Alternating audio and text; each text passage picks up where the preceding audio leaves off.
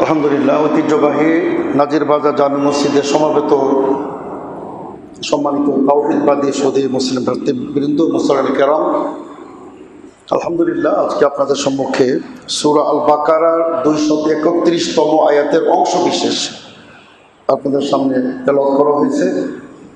ইনশাআল্লাহ মুস্তাআন তেলাওয়াতকৃত আয়াতের অংশ বিশেষের তাফসীর, বিশ্লেষণ, ব্যাখ্যামূলক কিছু কথা বলার চেষ্টা করবো। আমার তাওফীক ইল্লা বিল্লাহ। সম্মানিত সুধী মণ্ডলী, আল্লাহ রাব্বুল আলামিন এখানে তিনি আমাদেরকে বলছেন যে তোমাদের উপরে আমার যে অসংখ্য নিয়ামত রাজি সেগুলোকে তোমরা স্মরণ করো। অতঃপর আল্লাহ রাব্বুল আলামিন বিশেষ করে দুটি নিয়ামতের তিনি উল্লেখ করেছেন। তো সে দুটি নিয়ামত কি, তার আগে আমরা বলতে চাই যে মানব জাতির উপরে মহান আল্লাহর কত অসংখ্য নিয়ামত রাজি তা অগণিত, এটা হিসাব করে শেষ করা যাবে না। আল্লাহ রাব্বুল আলামিন নিজে তিনি বলেছেন লা তুহসুহা, তোমরা সারা জীবন সম্মিলিতভাবে প্রচেষ্টা করলেও আমার নিয়ামত রাজির তোমরা গণনা করে শেষ করতে পারবে না। তার কারণ আপনি সমগ্র পৃথিবী, চন্দ্র, সূর্য, নক্ষত্র, পাহাড় পর্বত বাদই দেন, শুধু আমাদের যে মানব দেহ, এই যে আল্লাহ রাব্বুল আলামিন আমাদের প্রাণের সঞ্চার করেছেন, তিনি আমাদেরকে বাকশক্তি দিয়েছেন। ও আল্লামাহুল বায়ান, কত বোবা কথা বলতে পারে না, তিনি আমাদের বাকশক্তি দিয়েছেন। তিনি আমাদের চক্ষু দিয়েছেন, অন্তঃকরণ দিয়েছেন, তিনি আমাদের হৃদয় দিয়েছেন, প্রতিটি অঙ্গ প্রত্যঙ্গ, কিডনি দিয়েছেন, তিনি আমাদের হাত পা দিয়েছেন। এগুলা আল্লাহ তাআলা এই কথায় তিনি বলছেন যে ওয়াইন তাউদ্দু নিআমাতাল্লাহি লা তুহসুহা, তোমরা এটা গণনা করে শেষ করতে পারবে না। অতঃপর আল্লাহ রাব্বুল আলামিন বিশেষ করে তিনি দুটি নিয়ামতের কথা তিনি বলেছেন। একটি কি, আল্লাহ তাআলা বলছেন ওমা আনজালা আলাইকুম মিনাল কিতাব, তিনি তোমাদের উপরে আল কোরআন অবতীর্ণ করেছেন। আল কোরআনুল কারীম, আল কোরআনুল হাকিম, আল কোরআন মাজিদ আমাদের জন্য একটা বিশাল নিয়ামত মহান আল্লাহর পক্ষ থেকে। এটি একটা অপ্রতিদ্বন্দ্বী, চিরন্তন একটি বিস্ময়কর কালজয়ী মুজিজা আল কোরআন কারীম। এখানে আল্লাহ পাক রব্বুল আলামিন তাওরাত, ইনজিল, জাবুর, কিয়ামত পর্যন্ত যত জ্ঞান, বিজ্ঞান, টেকনোলজি, সায়েন্স সব কিছু আল্লাহ পাক রব্বুল আলামিন আল কোরআন কারীমের মধ্যে সন্নিবেশিত করেছেন। এখানে হেদায়েত রয়েছে, এখানে আপনার জ্ঞানের এটা ভান্ডার। আর একমাত্র কিতাব যে আল্লাহ রাব্বুল আলামিন তিনি প্রথমে চ্যালেঞ্জ ছড়িয়ে দিয়েছেন, যালিকাল কিতাব লা রাইবা ফি, এই কিতাবে বিন্দু বিসর্গ, কোনো সংশয় নাই, কোনো ভুল নেই, কোনো সন্দেহ নেই। এবং আল্লাহ রাব্বুল আলামিন তিনি চ্যালেঞ্জ ছড়িয়ে দিয়েছেন যে জিন ইনসান সম্মিলিতভাবে এই আল কোরআন কারীমের মধ্যে একটি পূর্ণাঙ্গ কোরআন তো দূরের কথা, এর ক্ষুদ্র একটা আয়াতের সমপরিমাণ কেউ আয়াতও সৃষ্টি করতে পারবে না, তৈরি করতে পারবে না। সুবহানাল্লাহ। এর জন্য আল্লাহ রাব্বুল আলামিন তিনি বলছেন ফাবিআইয়ি হাদীসিন বাদাহু ইউমিনুন, এই কোরআনের উপর তারা যদি বিশ্বাস স্থাপন না করে তাহলে তার পরবর্তীতে কোন কিতাবের উপর তারা বিশ্বাস করবে? এমন একটি অপ্রতিদ্বন্দ্বী কিতাব, এটার প্রতি তারা যদি ঈমান না নিয়ে আসে তাহলে কিসের প্রতি ঈমান নিয়ে আসবে? আল্লাহ রাব্বুল আলামিন 10 বার তিনি বলেছেন একই সূরা মুরসালাতে, ফাওয়াইলু ইয়াউমাইদিল লিল মুকাদ্দিবিন, যারা কোরআনকে অস্বীকার করে, যারা কোরআনকে মিথ্যা আরোপ করে, তাদের জন্য দুর্ভোগ রয়েছে, তাদের জন্য কঠিন শাস্তি রয়েছে কিয়ামত দিবসে। তো এই জন্য সম্মানিত সুধীবৃন্দ, আল্লাহ রাব্বুল আলামিন প্রথমত এই কোরআনের তিনি বলছেন এটি তোমাদের জন্য একটা বিশাল নিয়ামত। এটি অতঃপর তিনি কি বলছেন, ওয়াল হিকমা, বিশ্বনবীর সুন্নাহ, হাদিস, এটিও আল্লাহর পক্ষ থেকে বিশাল একটি নিয়ামত এবং হাদিসও অবতীর্ণকৃত একটি কিতাব। তার কারণ নবী, আমাদের প্রিয় নবী মুহাম্মদ সাল্লাল্লাহু আলাইহি ওয়াসাল্লাম, তিনি আপনার কোনো কথাই তিনি মন গড়া বলতেন না। ওমা ইয়ানতিকু আনিল হাওয়া ইন হুয়া ইল্লা ওয়াহয়ুহা, বিশ্বনবীর প্রতিটা মুখনিসৃত বাণী ওয়াহির আলোকে তিনি বলতেন। তিনি বাড়িয়ে মন গড়া কোনো কথা বলতেন না। আল্লাহ তাআলা স্বয়ং বলেছেন, হে রাসূল, আপনি যদি মন গড়া কথা বলেন আপনার আমি ডান হাত কর্তন করে দেব। সম্মানিত সুধীবৃন্দ, তো আমাদের প্রিয় রাসূল মুহাম্মদ সাল্লাল্লাহু আলাইহি ওয়াসাল্লাম তার যে সুন্নাহ, তার যে হাদিস, এটি আল্লাহর পক্ষ থেকে বিশাল নিয়ামত। অতঃপর আল্লাহ রাব্বুল আলামিন তিনি বলছেন ইয়াইজুকুম বিহি, আল্লাহ রাব্বুল আলামিন কিতাব ও সুন্নাহ দ্বারা তিনি তোমাদের উপদেশ প্রদান করতে চান, তোমাদেরকে আদেশ করতে চান, নিষেধ করতে চান। যত তোমাদের মানে যে কল্যাণকর সেটা তিনি আদেশ দিতে চান, যেখানে অকল্যাণকর সেখানে তোমাদেরকে তিনি বারণ করতে চান, নিষেধ করতে চান। অতবার আল্লাহ বলছে ওয়াত্তাকুল্লাহ, হে বিশ্বের মানব মণ্ডল তুমি আল্লাহকে ভয় করো। ওয়ালামু আন্নাল্লাহ বিকুল্লি শাইইন আলিম, তোমরা জেনে রাখো তোমরা যা কিছু করো আল্লাহ রাব্বুল আলামিন সম্যক অবগত, সর্বজ্ঞ। তিনি সব কিছু জানেন যে তোমরা কি করো, কোথায় কি করো, তোমাদের যাবতীয় কর্মকাণ্ড সম্পর্কে আল্লাহ রাব্বুল আলামিন অবগত আছেন। তো সম্মানিত সুধীবৃন্দ, আজকে আমি আয়াতের দ্বিতীয় অংশ যেটা আল হিকমা, সুন্নাহর উপর কিছু কথা বলতে চাই। ইত্তেবা সুন্নাহ, তার কারণ রবিউল আউয়াল মাস আপনারা জানেন, এই মাসে সমগ্র বিশ্বব্যাপী বিশ্বনবীর মহাব্বতের নামে, বিশ্বনবীর জন্ম দিবস উদযাপনের নামে যেভাবে বেদাত হয় এ সম্পর্কে আমাদের কিছু আলোচনা প্রয়োজন। বিশেষ করে হয়তো আলোচনা শুনেছেন আমি অন্যভাবে ইত্তেবা সুন্নাহর উপরে। তবে তার আগে সম্মানিত সুধীবৃন্দ, আমাদের প্রিয় নবী মুহাম্মদ সাল্লাল্লাহু আলাইহি ওয়াসাল্লাম তিনি সর্বকালের সর্বশ্রেষ্ঠ মহামানব। তিনি আমাদের জন্য আল্লাহ রাব্বুল আলামিন তাকে প্রেরণ করেছিলেন বিশ্ব মানবতার মুক্তির জন্য, হেদায়েতের জন্য, তাদেরকে অন্ধকার থেকে আলোর পথে, কুফরি থেকে ঈমানের পথে, শিরক থেকে তাওহীদের পথে তাদেরকে আনার জন্য আল্লাহ রাব্বুল আলামিন আমাদের প্রিয় নবী মুহাম্মদ সাল্লাল্লাহু আলাইহি ওয়াসাল্লামকে তিনি প্রেরণ করেছিলেন। এই জন্য আল্লাহ রাব্বুল আলামিন তিনি বলেন ওমা আরসালনাকা ইল্লা রাহমাতাল লিল আলামিন, হে রাসূল সাল্লাল্লাহু আলাইহি ওয়াসাল্লাম আপনাকে আমি সমগ্র বিশ্ববাসীর জন্য রহমত স্বরূপ আপনাকে আমি প্রেরণ করেছিলাম। তো সম্মানিত সুধীবৃন্দ, আমাদের প্রিয় নবী মুহাম্মদ সাল্লাল্লাহু আলাইহি ওয়াসাল্লাম শুধু নীতি নৈতিকতায়, উত্তম চরিত্রে, তার চারিত্রিক মাধুর্যে তিনি শ্রেষ্ঠ ছিলেন না, তিনি ছিলেন পৃথিবীর সর্বকালের সর্বশ্রেষ্ঠ সুন্দর এবং তিনি সুদর্শন, তিনি পুরুষ, তিনি ছিলেন। সম্মানিত সুধীবৃন্দ, আমি নবী সাল্লাল্লাহু আলাইহি ওয়াসাল্লামের দৈহিক কিছু বর্ণনা আপনাদের সামনে তুলে ধরতে চাই। আল্লাহ রাব্বুল আলামিন তাকে কত সুন্দর করে সৃষ্টি করেছিলেন যে আপনার বারা ইবনে আযিব রাদিয়াল্লাহু তিনি বলছেন কানান নবী সাল্লাল্লাহু আলাইহি ওয়াসাল্লাম আহসানান নাস ওজহান, সমগ্র পৃথিবীর মধ্যে সবচেয়ে সুন্দর পুরুষ ছিলেন মুহাম্মদ সাল্লাল্লাহু আলাইহি ওয়াসাল্লাম, সৌন্দর্যের দিক দিয়েও এবং চরিত্রের দিক দিয়েও।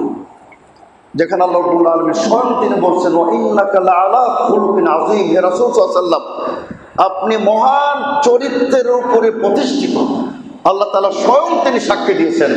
সম্মানিত সুধীবৃন্দ, এজন্য আপনার যে হাদিস আপনাদের সামনে তুলে ধরতে চাই যে সহিহ বুখারীতে বর্ণিত হয়েছে ইদা সুরা নবী সাল্লাল্লাহু আলাইহি ওয়াসাল্লাম ইস্তানারা ওয়াজহুহু কান্নাহু কিতাউতু কামার, আপনার আল্লাহ রাসূল সাল্লাল্লাহু আলাইহি ওয়াসাল্লাম যখন আনন্দিত হতেন, খুশি হতেন, তখন ইস্তানারা ওয়াজহুহু, বিশ্বনবীর চেহারাটা ঝলমল করতো, আলোকিত হয়ে যেত। কান্নাহু কিতাউতু কামার, যেন একটা চাঁদের টুকরা। সুবহানাল্লাহ। কিন্তু আমাদের নবী মুহাম্মদ সাল্লাল্লাহু আলাইহি ওয়াসাল্লাম কত সুন্দর তিনি ছিলেন যে হাসান বিন সাবিত বিশ্বনবীর কবি, তিনি বলছেন ও আহসানা মিন কালাম তারাকাতু আইনি ও আজমালা মিন কালাম তালিদিন নিসাউ খুলিকতা কান্নামা কামা তাসাউ, এবং খুলিকতা মুবাররান মিন কুল আইবিন কান্নাকা খুলিকতা কামা তাসাউ। চমৎকার ভাবে হাসান বিন সাবিত রাদিয়াল্লাহু আনহু তিনি বলছেন, তো কবির ভাষাতে বলতেছে যে আমার চোখ দেখেনি তোমার মতো নিখুঁততর কোনো নারীর সন্তানই নয় তোমার মতো সুন্দরতম, তোমার সৃষ্টিতে নেই বিন্দু মাত্র ত্রুটি, যেন তোমার ইচ্ছা মতো তুমি হয়েছ সৃষ্টি। তো কবি বলছেন আহসানা মিন কালাম তারাকাতু আইনি, আমার দুটি নয়ন, আমার দুটি চক্ষু হে রাসূল মুহাম্মদ সাল্লাল্লাহু আলাইহি ওয়াসাল্লাম আপনার মতো এত সুদর্শন সুন্দর কোনো ব্যক্তির জীবনে দেখে নাই। ও আজমালা মিনকা লাম তালিদিন নিসাউ, পৃথিবীর কোনো মা, পৃথিবীর কোনো জননী আপনার যে সুন্দর কোনো সন্তান প্রসব করেনি। সুবহানাল্লাহ। খলিকতাকা মিন কুল্লি আইবিন মুবাররান মিন কুল্লি আইবিন, আপনি সকল ত্রুটি মুক্ত সৃষ্টি হয়েছেন, যেন আপনি তেমনই সৃষ্টি হয়েছেন যেমন আপনি নিজে চেয়েছেন। আল্লাহ রাসূল সাল্লাল্লাহু আলাইহি ওয়াসাল্লাম এত তিনি সুন্দর ছিলেন সম্মানিত সুধীবৃন্দু। এবং একজন মহিলা সাহাবিয়া রাবিয়া বিনতে মুআবিদ আফরা, তাকে তার ছেলে জিজ্ঞেস করছে, হে আম্মা জান, আমি তো আল্লাহ রাসূলকে দেখি না, আপনি দেখেছেন রাসূল সাল্লাল্লাহু আলাইহি ওয়াসাল্লাম দেখতে কেমন ছিলেন? তো তিনি বলছেন আশ-শামসু তালিআতুন, তিনি যেন উদীয়মান সূর্যের মতো। এবং অন্য সাহাবী বলছেন কান্না শামসা তাজরি ফি ওয়াজহি, সূর্য যেন তার মুখমণ্ডলে দৌড়াদৌড়ি করতেছে, এত ঝলমল এত ফুলের মতো তার রং ছিল, আর এত সুন্দর ছিল আল্লাহ রাসূল সাল্লাল্লাহু আলাইহি ওয়াসাল্লাম। সম্মানিত সুধীবৃন্দু, নবী সাল্লাল্লাহু আলাইহি ওয়াসাল্লাম মধ্যম গড়নের আরেক কচু ছিলেন, লাম ইয়াকুন তবিলান বাইনান, অত্যন্ত দীর্ঘকায় ছিলেন না, আবার বেটেও ছিলেন না, স্বাভাবিক লোকের চেয়ে কচু তিনি ছিলেন। এবং তার প্রশস্ততা, আপনার এই যে সিনাটা অত্যন্ত প্রশস্ত ছিল, তিনি জোরে তিনি চলতেন, কথা বলতেন মুক্তার মতো দানার মতো বলতেন, যখন ঘেমে যেতেন যেন আপনার আনার বেদানার দানা যেন বিশ্বনবীর মুখমণ্ডলের জন্য আটকে গেছে। এবং সম্মানিত সুধীবৃন্দু, আল্লাহ রাসূল সাল্লাল্লাহু আলাইহি ওয়াসাল্লামের ঘাম এখান থেকে সুঘ্রাণ বের হতো, সুবহানাল্লাহ, এটা কল্পনা করা যায় না। আমরা ঘেমে গেলে দুর্গন্ধ বের হয়, কিন্তু বিশ্বনবী যতটাই ঘামতেন ততটা সুঘ্রাণ চতুর্দিকে ছড়িয়ে পড়তো, সুবহানাল্লাহ। আনাস বিন মালিক বলতেছেন আল্লাহ রাসূল সাল্লাল্লাহু আলাইহি ওয়াসাল্লাম শুয়েছিলেন, সহিহ মুসলিমের হাদিস, আল্লাহ রাসূল সাল্লাল্লাহু আলাইহি ওয়াসাল্লাম ঘামছিলেন, ঘাম বের হচ্ছিল। আমার আম্মা উম্মে সুলাইম বিশ্বনবীর ঘামগুলি তিনি অর্জন করে শিশির মধ্যে তিনি ভরে দিলেন। আল্লাহ রাসূল সাল্লাল্লাহু আলাইহি ওয়াসাল্লামের ঘুম ভেঙে গেল। আল্লাহ, এই তুমি কি করছো? রাসূল সাল্লাল্লাহু আলাইহি ওয়াসাল্লাম, এটা পৃথিবীর আত্মীয় বৃত্তির সবচেয়ে উৎকৃষ্ট মানের সুঘ্রাণ, সুতরাং এটা আমি বোতলের মধ্যে রেখে এটা আমি আতর হিসাবে ব্যবহার করবো, সুবহানাল্লাহ। সম্মানিত সুধীবৃন্দু, বিশ্বনবীর পবিত্র থুতু, এটার মধ্যে আল্লাহ রাব্বুল আলামিন শেফা রেখেছিলেন। বুখারী মুসলিমের হাদিস, খাইবারের যুদ্ধে ইহুদীদের সাথে মুসলমানদের বিজয় লাভ হচ্ছিল না, সবাই দুশ্চিন্তা পড়ে গেলেন। আল্লাহ রাসূল সাল্লাল্লাহু আলাইহি ওয়াসাল্লাম সুসংবাদ প্রদান করলেন যে আগামীকালকে আমি এমন একজন ব্যক্তির হাতে ঝান্ডা তুলে দেব যে যিনি আল্লাহ রাসূলকে ভালোবাসেন, আল্লাহ ও রাসূলও তাকে ভালোবাসেন। লা উতিয়ান্না রায়াতা গাদান রাজুলান ইউহিব্বুল্লাহ ওয়া রাসূলুহু ওয়া ইউহিব্বুহুল্লাহ ওয়া রাসূলুহু। আল্লাহ রাসূল সাল্লাল্লাহু আলাইহি ওয়াসাল্লাম বলেন আগামীকালকে আমি এমন একজন ব্যক্তির হাতে ঝান্ডা তুলে দেবো যিনি আল্লাহ ও রাসূলকে ভালোবাসেন এবং আল্লাহ ও রাসূল তাকে ভালোবাসেন। প্রত্যেকে কিন্তু তাদের কৌতূহল সৃষ্টি হলো, কে সেই ব্যক্তি? বড় বড় সাহাবায়ে মনে করলেন হয়তো আমি হতে পারি যে আল্লাহ রাসূল সাল্লাল্লাহু আলাইহি ওয়াসাল্লাম আমার হাতে তিনি ঝান্ডা তুলে দেবেন। পরের দিন আল্লাহ রাসূল সাল্লাল্লাহু আলাইহি ওয়াসাল্লাম বললেন আইনা আলী ইবনে আবি তালিব, আলী ইবনে আবি তালিব কোথায়, তাকে তোমরা ডাক দাও। বললো, হে রাসূল সাল্লাল্লাহু আলাইহি ওয়াসাল্লাম, ইন্নাহু ইয়াশতাকি মিন আইনাইহি, তার দুটি চোখ উঠেছে, সে তো কিচ্ছু দেখতে পাচ্ছে না। ফাউতিয়া বিহি ইলা নবী সাল্লাল্লাহু আলাইহি ওয়াসাল্লাম, আল্লাহ রাসূলের কাছে তাকে নিয়ে আসা হলো। চিন্তা করেন, আলীর মতো শের সিংহ পুরুষ, তাকে নিয়ে আসা হলো, তিনি চলতে পারছেন না। এবার বিশ্বনবী মুহাম্মদ সাল্লাল্লাহু আলাইহি ওয়াসাল্লাম ফাবাসাকা ফি আইনাইহি, আল্লাহ রাসূল সাল্লাল্লাহু আলাইহি ওয়াসাল্লাম তার দুই চোখে থুতু দিয়ে দিলেন। ফাবারা, মুহূর্তের মধ্যে তিনি সুস্থ হয়ে গেলেন, এমন সুস্থ যেন তার চোখে কোনো পীড়াই ছিল না, কোনো বেদনাই ছিল না, কোনো সমস্যাই ছিল না, সুবহানাল্লাহ। তো নবী সাল্লাল্লাহু আলাইহি ওয়াসাল্লামের থুতু মুবারক, অনেক হাদিস আছে আল্লাহ রাসূলের থুতুর মধ্যে আল্লাহ রাব্বুল আলামিন যে শেফা রেখেছিলেন, অসংখ্য হাদিস আছে। সম্মানিত সুধীবৃন্দু, আমি সেদিকে যাচ্ছি না, আমি বলতে চাচ্ছি যে তিনি আমাদের জন্য কত পারফেক্ট তিনি নবী ছিলেন, কিয়ামত পর্যন্ত অপ্রতিদ্বন্দ্বী, বিশ্বের সকল মানুষের জন্য তিনি আদর্শ তিনি ছিলেন। আল্লাহ রাব্বুল আলামিনের কথা তিনি বলেছেন লাকাদ কানা লাকুম ফি রাসূলিল্লাহি উসওয়াতুন হাসানাহ। আল্লাহ রাব্বুল আলামিন বলেছেন তোমাদের সকলের জন্য কিয়ামত পর্যন্ত মানব জাতির জন্য একমাত্র আদর্শ হলেন বিশ্বনবী মুহাম্মদুর রাসূলুল্লাহ সাল্লাল্লাহু আলাইহি ওয়াসাল্লাম। এজন্য আমরা বলতে চাই, তরুণদের বিশেষ করে বলতে চাই, তোমাদের আদর্শ হলেন বিশ্বনবী মুহাম্মদ সাল্লাল্লাহু আলাইহি ওয়াসাল্লাম। কাজে বিশ্বনবীর উপরে কাউকে কোশ্চেন কেন অগ্রাধিকার দেওয়া যাবে না। ওই মেসি হোক আর হোক, খেলোয়াড় হোক, ক্রীড়া জগতের তারকা হোক, সিনেমা জগতের তারকা হোক, সবার ঊর্ধ্বে ইসলাম, সবার ঊর্ধ্বে বিশ্বনবী মুহাম্মদ সাল্লাল্লাহু আলাইহি ওয়াসাল্লামের ভালোবাসা, এটা মনে রাখতে হবে। তো সম্মানিত সুধীবৃন্দ, আল্লাহ রাসূল সাল্লাল্লাহু আলাইহি ওয়াসাল্লামকে সাহাবা কেরাম কি পরিমাণ শ্রদ্ধা করতেন, কি পরিমাণ ভালোবাসতেন। আমি সংক্ষিপ্তভাবে আপনাদের সামনে দু একটি ঘটনা তুলে ধরতে চাই, দু একটা হাদিস বলতে চাই। প্রখ্যাত সাহাবী আমর ইবনে আস রাদিয়াল্লাহু আনহু, তিনি আপনার বিজেতা, তিনি বিজয় দান করেছিলেন মিশরে, তিনি বিজয়ের নায়ক তিনি ছিলেন, আর অসংখ্য তিনি দেশ জয় করেছেন। আমর ইবনে আস রাদিয়াল্লাহু আনহু তিনি বলছেন যে আল্লাহ রাসূল সাল্লাল্লাহু আলাইহি ওয়াসাল্লাম আমার নিকটে সবচেয়ে প্রিয় ব্যক্তি ছিলেন, আমার নিকটে মুহাম্মদ সাল্লাল্লাহু আলাইহি ওয়াসাল্লাম। এবং আমার দৃষ্টিতে এত শ্রদ্ধাপূর্ণ ব্যক্তি পৃথিবীতে কেউ ছিলেন না।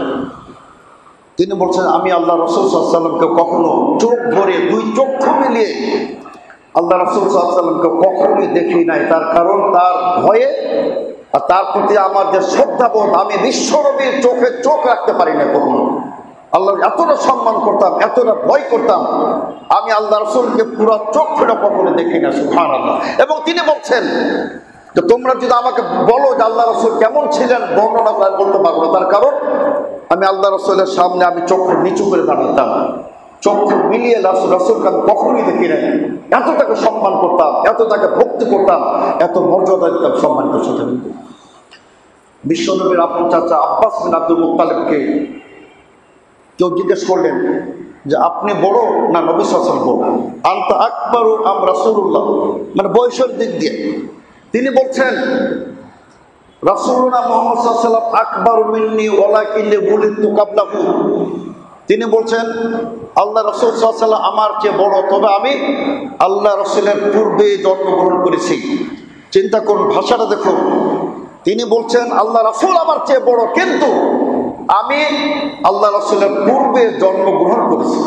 মানে আমি আল্লাহ রাসূলের চেয়ে বড়, যে দিক দিয়ে হোক, বয়সের দিক দিয়ে, কোনো দিক দিয়ে তারা বলতে রাজি ছিলেন না।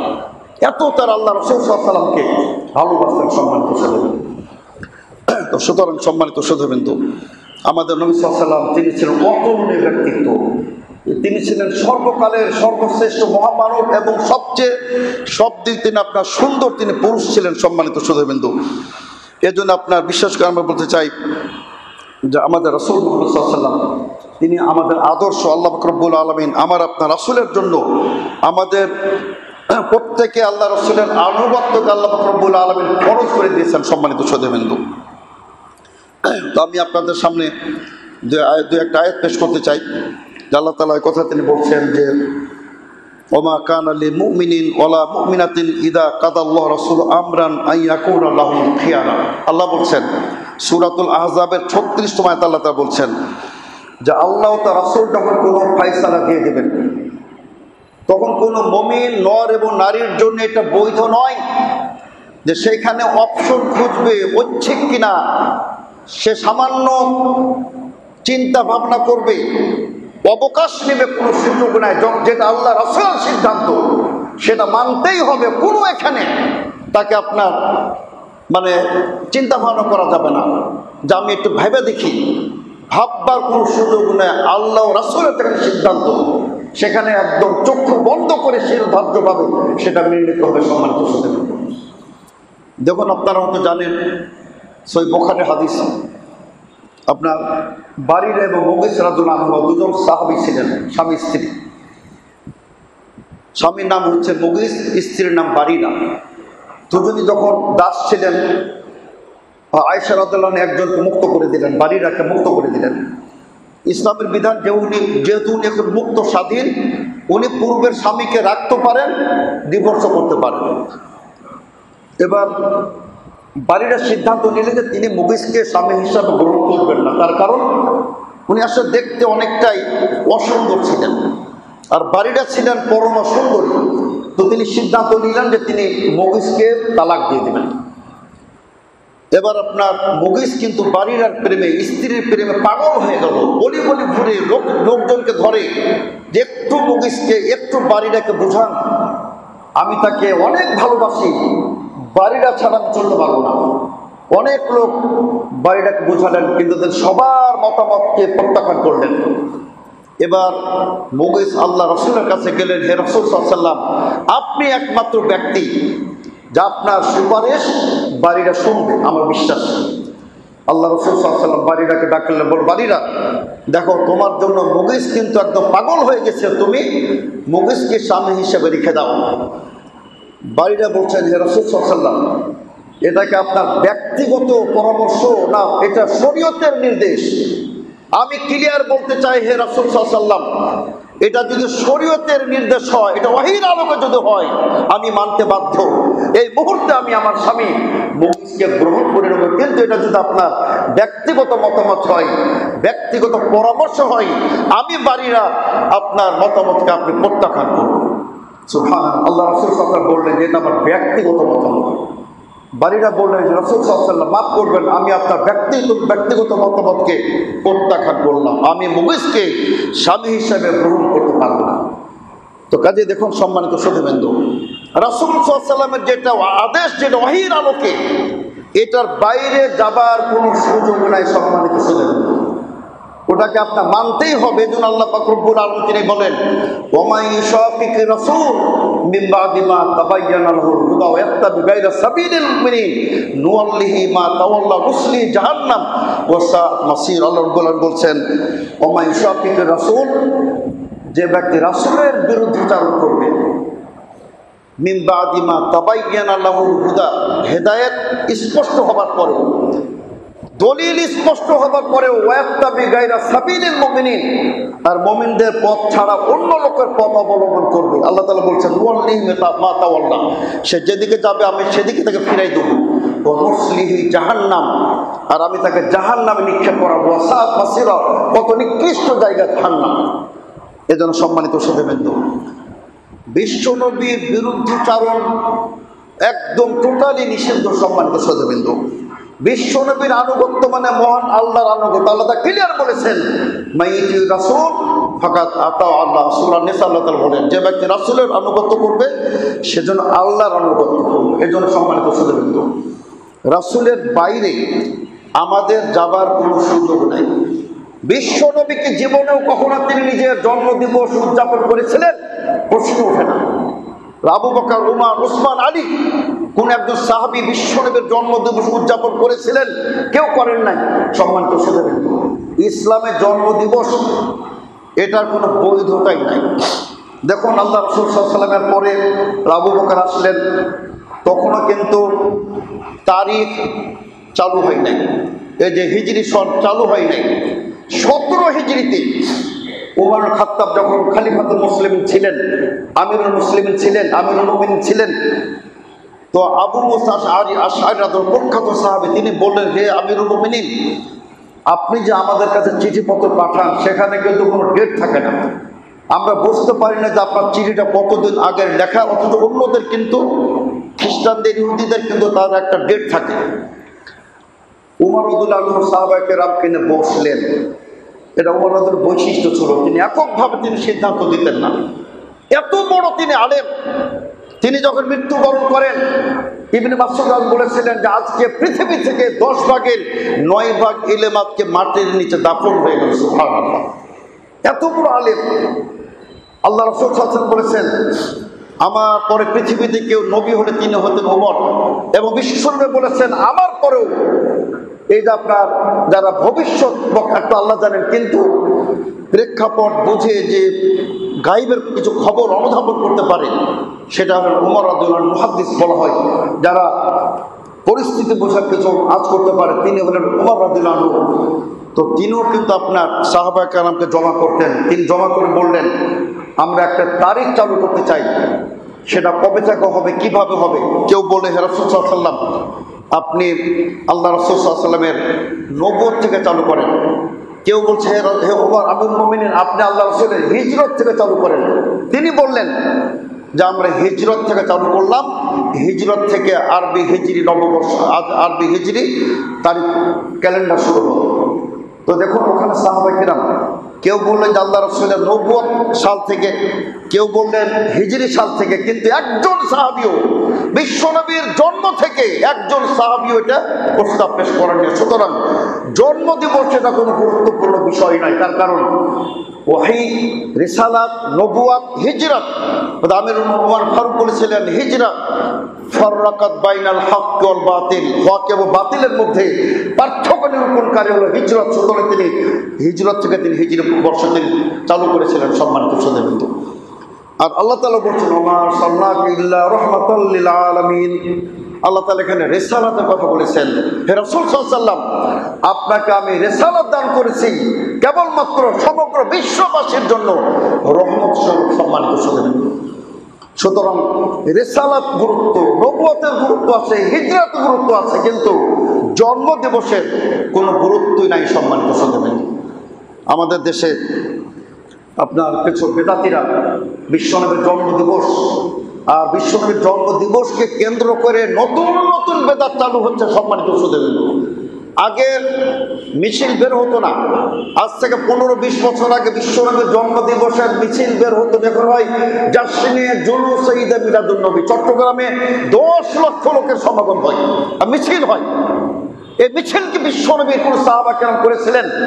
করেন না। সুতরাং বেদাত। সম্মানিত শ্রোতাবৃন্দ, এখন বিশ্বনবীর নামে আপনার আকিকা হচ্ছে।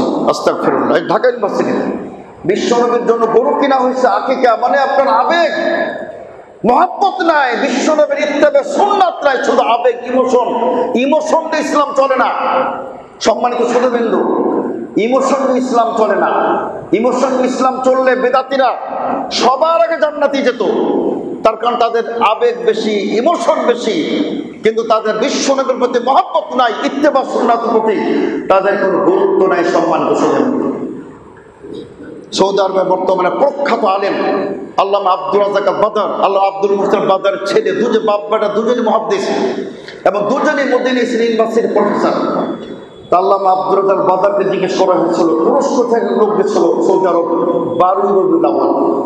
তো তিনি মনে করছিলেন যে আমি 12 রবিউল আউয়াল মদিনায় যাচ্ছি, সেখানে তো আল্লাহ রাসূলের জন্মদিবস উদযাপন হবে, বিশাল বিশাল মিছিল হবে, হালুয়া হবে, কেক কাটবে, ওখানে মিষ্টি বিতরণ হবে। তো তিনি গিয়ে দেখেন যে কিচ্ছু নাই। তো তিনি বললেন শাইখ আব্দুর রাজ্জাক বাদরকে, শাইখ ঘটনা কি, মদিনায় কোনো উদযাপন নাই, কারণ কি? তিনি বলছেন, লিআন্না আহলাল মদিনা ইউহিব্বুনা রাসূল সাল্লাল্লাহু আলাইহি ওয়াসাল্লাম, যেহেতু মদিনাবাসী আল্লাহ রাসূলকে ভালোবাসেন, সুতরাং এখানে মিলাদ হয় না, এখানে বেদাত হয় না।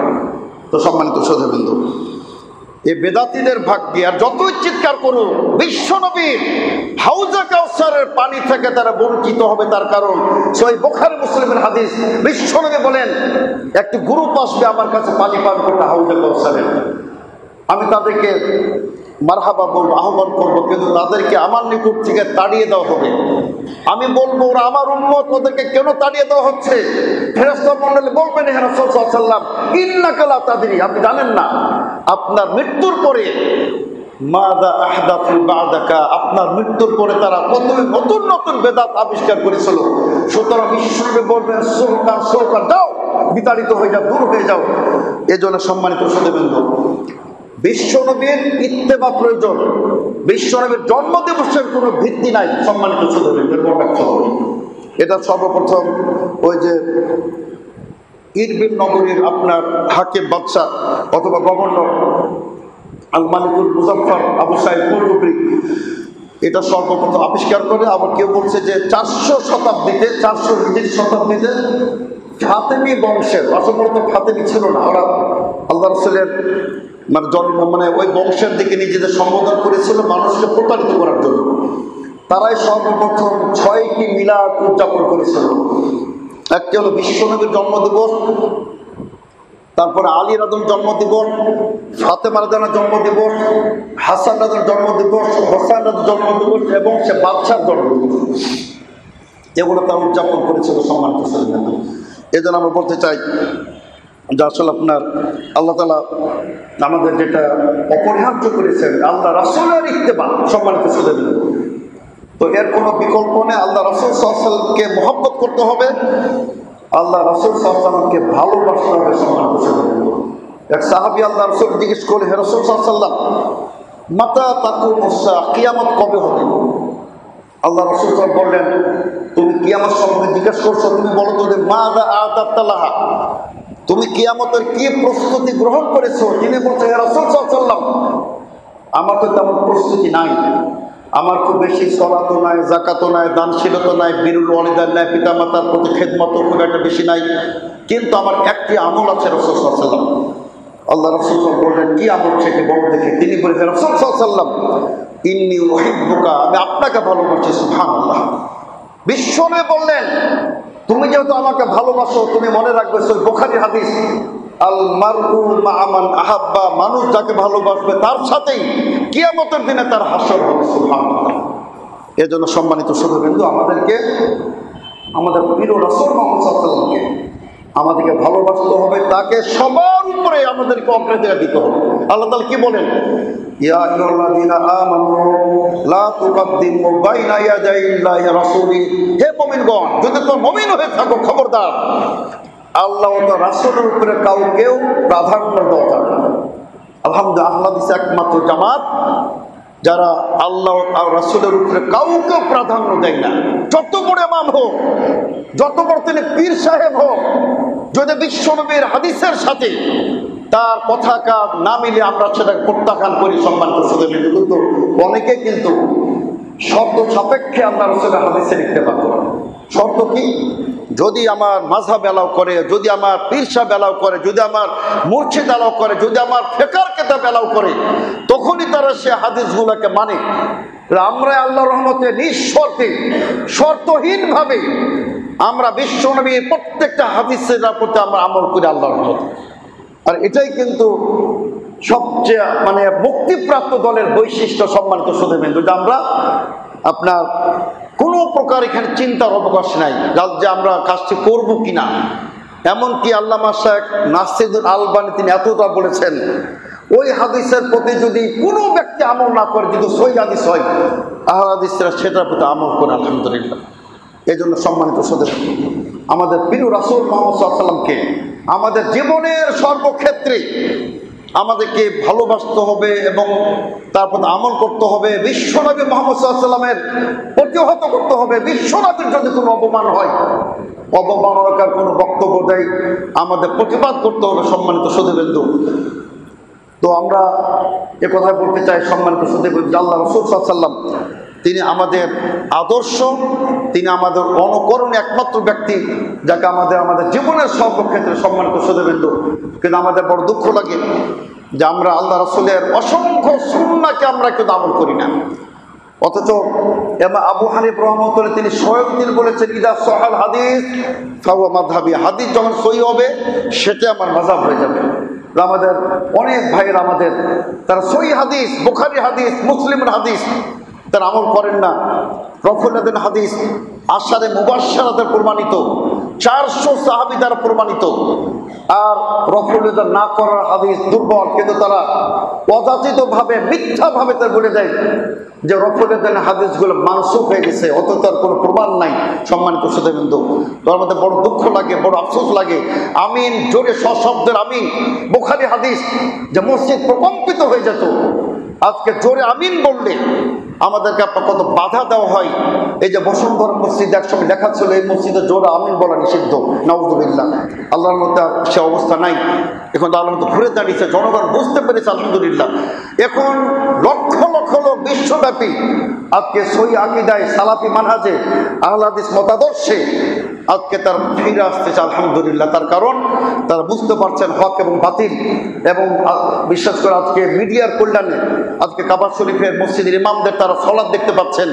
আজকে তারা বুখারী মুসলিমের বিভিন্ন অনুবাদ হয়ে গেছে, আজকে তারা সেগুলো পড়ে তারা নিজেরাই তার উপলব্ধি করতে পারতেছেন। যদিও বলা হয় যে আহলে হাদিসরা নাকি সহিহ হাদিসের নামে ফিতনা করে, নাউযুবিল্লাহ। আহলে হাদিসরা ফিতনা করে না, বিশ্বনবীর হাদিস মানলে কখনোই ফিতনা হয় না। সম্মানিত শুধুবিন্দু, এজন্য শেখ ফাউজানকে জিজ্ঞেস করা হয়েছিল, সদাল ফাউজান সৌদি আরবের বর্তমানে সবচেয়ে বড় আলেম, তাকে জিজ্ঞেস করা হয়েছিল যে আহলে হাদিসরা নাকি সমাজে বিভাজন তৈরি করে। তিনি বলেছেন, হ্যাঁ বিভাজন তৈরি করে, বেদাতীদেরকে বের করে দেয় এবং যারা বিশ্বনবীর হাদিসের দুশমন তাদেরকে থেকে তারা আলাদা হয়ে যায়। এই জন্য সম্মানিত শ্রোতাবৃন্দু, বিশ্ব নবীর হাদিসের সামনে কোনো আপোষ নাই। সম্মানিত শ্রোতাবৃন্দু, এটা আল্লাহ পাক রব্বুল আলামিন ফরজ করে দিয়েছেন। ফালা রাব্বিকা লা ইউমিনুন, আল্লাহ বলছেন তোমার রবের কসম তারা কোশ্চিন কালো মুমিন হতে পারবে না যতক্ষণ পর্যন্ত তারা আপনাকে বিচারক শিরোধার্য না করবে, আপনার প্রতিটা ফাইসালাকে তারা মান্য না করবে, তারা কোশ্চিন কালো তারা মুমিন হতে পারবে না। সম্মানিত শ্রোতাবৃন্দু, সুতরাং আমাদের সম্মানিত শ্রোতাবৃন্দু, আল্লাহ রাসূল সাল্লাল্লাহু আলাইহি ওয়াসাল্লামের প্রতি মহব্বত রাখুন। বিশেষ করে জুমার দিবসে বিশ্বনবীর প্রতি যত বেশি দুরূদ ও তাসলিম পেশ করুন। সম্মানিত শ্রোতাবৃন্দু, বিশ্বনবী বলেন কিয়ামত দিবসে ওই ব্যক্তি সবচেয়ে আমার নিকটতম হাসরের ময়দানে থাকবে যে ব্যক্তি আমার প্রতি বেশি বেশি দুরূদ পাঠ করবে। সুবহানাল্লাহ। এবং আল্লাহ রাসূল সাল্লাল্লাহু আলাইহি ওয়াসাল্লাম বলেছেন কোন ব্যক্তি যদি আমার প্রতি একবার দুরূদ পেশ করে, একবার যদি দুরূদ তাসলিম পেশ করে, আল্লাহ পাক রব্বুল আলামিন তার প্রতি 10 বার রহমত বর্ষণ করবেন। সুবহানাল্লাহ। কাজে সম্মানিত শ্রোতাবৃন্দ, আমাদের সবচেয়ে প্রিয় ব্যক্তি আল্লাহ রাসূল সাল্লাল্লাহু আলাইহি ওয়াসাল্লাম, তার সাথে আমরা কারো তুলনা করতে পারি না। বিশ্বনবীর উপর আমরা কাউকে অগ্রাধিকার দিতে পারি না। সম্মানিত শ্রোতাবৃন্দ, আমরা প্রত্যেকে মৃত ব্যক্তিকে আমাদের স্বজনদের দাফন করি, বিসমিল্লাহ আলা মিল্লাতে রাসূলুল্লাহ বলি, রাসূলুল্লাহর মিল্লাতে আমরা দাফন করলাম। এখানে কিন্তু আমরা কেউ বলি না আবু হানিফার মিল্লাতে দাফন করলাম, ইমাম শাফির মিল্লাতে, আহমদ বিন হাম্বলের মিল্লাতে দাফন করলাম, কেউ বলি না। আমরা সবাই বলি বিসমিল্লাহ আলা মিল্লাতে রাসূলুল্লাহ। আর কবরে কিন্তু আল্লাহ রব্বুল আলামিন প্রশ্ন করবেন আমাদের প্রিয় নবী সম্পর্কে, মান হাযা রাজুল আল্লাযী বুইসা ইলাইকুম। আল্লাহ রব্বুল আলামিন প্রত্যেক মৃত ব্যক্তিকে কবরে জিজ্ঞেস করবেন ইনি কে, যিনি তোমাদের নিকটে প্রেরিত হয়েছিলেন। আমরা বলবো ইনি আমাদের প্রিয় নবী মুহাম্মদ সাল্লাল্লাহু আলাইহি ওয়াসাল্লাম। আর যারা অমুসলিম তারা বলবে যে আমরা জানি না, চিনি না, হা লাদ্রি। তো সম্মানিত শ্রোতাবৃন্দ, তো সেই রাসূলের আমরা অনুসারে নিঃশর্ত ভাব। আর আমাদের বলা হয় আমাদের নাকি কোনো ইমাম নাই। নাউযুবিল্লাহ। আমাদের ইমাম হলেন ইমামুল আইম্মা, ইমামুল মুরসালিন, নবীদের যিনি ইমাম তিনি হলেন আমাদের ইমাম মুহাম্মদ রাসূলুল্লাহ সাল্লাল্লাহু আলাইহি ওয়াসাল্লাম। সুতরাং এ কথা বলা আমাদের ইমাম নাই, আমাদের মাযহাব নাই, এটা ভ্রান্তিকর কথা। আমাদের মাযহাব হল ইসলাম, যেটা সর্বোচ্চ সর্বকালের শ্রেষ্ঠ ধর্ম। আমাদের মানহাজ আর আমাদের মানহাজ হলো সালাফি বা আহলে হাদিস, যেটা সাহাবায়ে কেরামের আমলের দ্বারা প্রমাণিত। এবং একজন লেখক বলতেছেন যে সাহাবায়ে কেরাম যে আদর্শের উপর ছিলেন, মানহাজের উপর ছিলেন, 1400 বছর পেরিয়ে গেলেও এক চুল পরিমাণ আহলে হাদিসের সেখানে তাদের বিচ্যুতি ঘটে নাই। আলহামদুলিল্লাহ। বিশ্বনবীর মসজিদে যেভাবে সালাত আদায় হতো ওইভাবে আমরা সালাত আদায় করি। আলহামদুলিল্লাহ। বিশ্বনবী যেভাবে হজ করেছেন আমরা সেভাবে হজ আদায় করি। সম্মানিত শ্রোতাবৃন্দ, তো আসুন আমরা এক কথা যেটা বলতে চাই যে আমাদের আপনার সর্বক্ষেত্রে সম্মানিত শ্রোতাবৃন্দ, আমাদেরকে আল্লাহ তাআলা দুটি তিনি বিষয় দিয়েছেন, কিতাবুল্লাহ সুন্নতি। আল্লাহ রাসূল সাল্লাল্লাহু আলাইহি ওয়াসাল্লাম বলেছেন আমার তো মৃত্যু, আমি চলে যাচ্ছি, কিন্তু তোমাদের জন্য দুটি জিনিস রেখে গেলাম, কিতাব আর সুন্নাত। যতকাল পর্যন্ত তোমরা দুটি বস্তুকে শক্তভাবে ধারণ করবে তোমরা পথভ্রষ্ট হবে না। সম্মানিত শ্রোতাবৃন্দ, এর জন্য আমরা কিতাব ও সুন্নাত আমল করব। আমাদেরকে কেউ ইহুদি বলুক, আমাদেরকে ইহুদিদের দালাল বলুক, আমাদেরকে কাদিয়ানি বলুক, আমাদেরকে কেউ শিয়া বলুক, আমাদের কিচ্ছু আসে যায় না। তার কারণ স্বয়ং আল্লাহ পাক রব্বুল আলামিন তিনি বলেছেন যে তোমরা যদি রাসূলের আনুগত্য করো তোমরা হেদায়েত প্রাপ্ত হবে। সুতরাং আমরা কোনো কথার কর্ম করি না। সম্মানিত শ্রোতাবৃন্দ, আসুন আল্লাহ পাক রব্বুল আলামিন আমাদেরকে তিনি কিতাব ও সুন্নাহর উপর, সিরাতে মুস্তাকিমের উপরে আমাদেরকে অটল অবিচল থাকার তৌফিক দান করুন। আল্লাহুম্মা আমিন। বারাকাল্লাহু ওয়া লাকুম ফিল কুরআনিল আযীম ওয়া নাফা'না ওয়া ইয়্যাকুম বিল আয়াতিল মুতাফাদ্দিকিল হাকীম। ইন্নাহু তাআলা জাওয়াদুন কারীমুম মালিকুম বারুর রাউফুর রহিম।